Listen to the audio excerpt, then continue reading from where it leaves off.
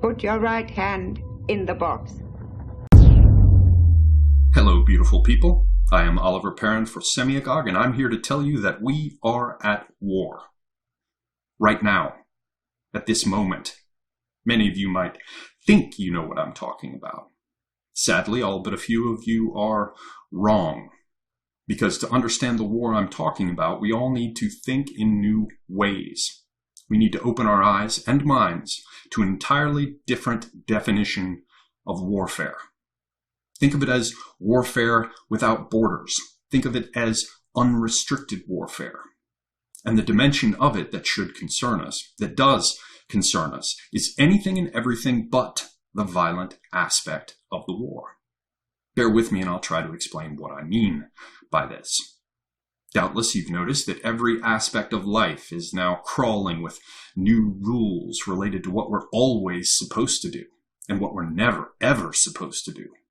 This signals the introduction of pressure, the imposition of force upon each of us individually and upon each of our respective nations. Total war is upon us. Listen to the heads that talk. Listen to the words that issue from the orifices. Gaze upon the blazing screens. See the sneers. Hear the obscenely backhanded, sneaky doublespeak. Recognize what you see before you.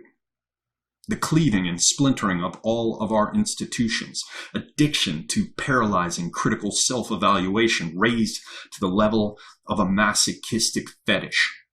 We are all learning there's a point at which our endless cultural vivisection can't help but become an autopsy. We're encouraged to doubt ourselves. We're encouraged not to have children. We're told that the world is literally about to end. We're literally being told that the world is about to end. Children are being told this too, subverting and crippling entire generational cohorts within our nations. And children are being mobilized to shame us, as well as the always fashionable armies of beggars. But the opponents especially like to go after borders. They seek to erase all borders, and when borders go, order goes, along with hierarchy, property, and territory, qualities recognized to some extent by most animal life on Earth. But they think we're different, that we can be engineered into something without borders, without distinctions, without excellence. Look at the borders that have already disappeared. The border between man and woman, the border between non-sexual child and sexual adult, the border between genders, between singular and plural, him and her, they and them, between just and unjust, between right and wrong. But for our purposes, we're going to look more closely at the border between war and peace, and why we have to realize that it too has disappeared. In our Western cultures, we've long separated the domain of war from the domain of peace. In peacetime, we privilege the individual. We enjoy the protection of civil law. The emphasis is upon personal rights. In wartime, we're concerned with the collective. When faced with emergency circumstances, we establish martial law, at which point we all agree there's no more room for special snowflakes. Everyone wears a uniform. And if you refuse to march forward into battle when ordered to do so, your commanding officer can shoot you on the spot. Now, we did this for a reason. This cultural strategy enables us to make the most of focusing on the individual while still keeping the old system in reserve. The crisis system, the military system, is a kind of parallel form of social organization that's always available if shit goes sideways. Break glass in case of fire. But we don't declare war anymore. We no longer pull the alarms. Anyone else notice that? We've had any number of wars now that have never been declared by Congress. These days, there's no official marking of the transition. But that's just one aspect of removing borders. It goes further than erasing the borders associated with formal recognition of the state of war or the state of peace. Our kindly new forms of warfare are going on at all times, in all places, at all levels of society, across whatever demographic categories you care to consider.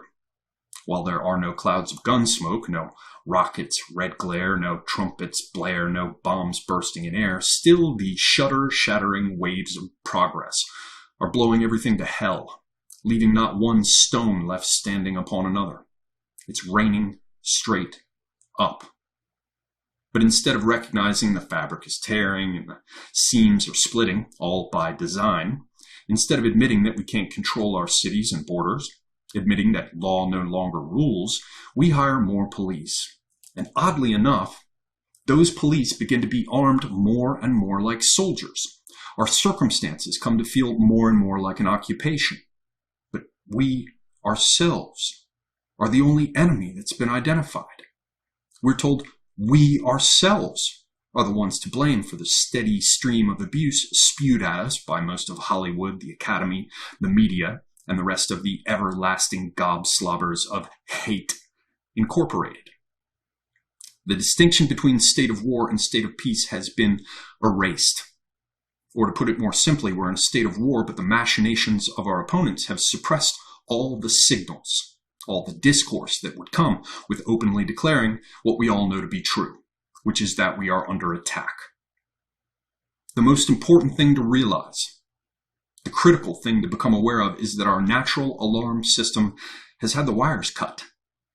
But the answer isn't to shift over into martial mode. The answer isn't to try to activate the old system, forcing a shift from civil to martial mechanisms.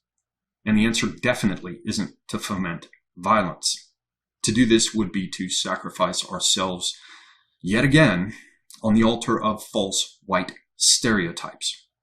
Violence at scale is properly the domain of the state, properly the domain of security forces. As law-abiding citizens, our concern with violence should not extend beyond those circumstances in which self-defense is legally justified, as in the law, as in you're a fool if you break it, the kind of fool I want nothing to do with. So what do we do? How do we respond to this attack? Just sitting around and continuing to take it is clearly not an option. I suggest the answer is to call out the militia, in a manner of speaking, by explicitly spreading the word that we are no longer at peace, spreading the word that each of us bears responsibility for these circumstances, if not for creating them, then at a minimum for continuing to tolerate them. We cannot take action in the realm of violence, but we can take action, consistent and unrelenting action, in speaking out, in spreading the word, in lawfully organizing and protesting, in ridiculing those who seek to smother our pasts and move under cover of the present to steal our futures.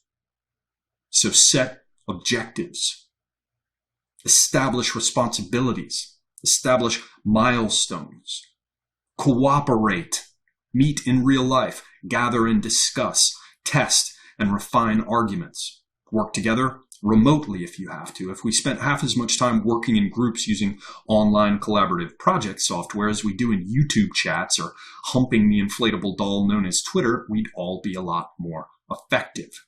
We have to begin to take organized, nonviolent action. We should recruit lawyers and subject matter experts, raise money, adapt and apply the best of the opponent's strategies. We should be bold. We should be cunning. We should do the unexpected. And we should always obey the law. We no longer enjoy the luxury of making war and then going home and returning to normal. Where is home, by the way? We are now at war at all times and in all places. It never turns off. It never goes away. The assaults continue always and everywhere, from our schools and hospitals to our banks and courthouses. We would be wise to fight for ourselves in everything we do. We would be wise to mobilize as a kind of global militia, wielding weaponized free speech and unbridled audacity, cooperating where and when it suits each of us and our respective national interests, because the goal is to win.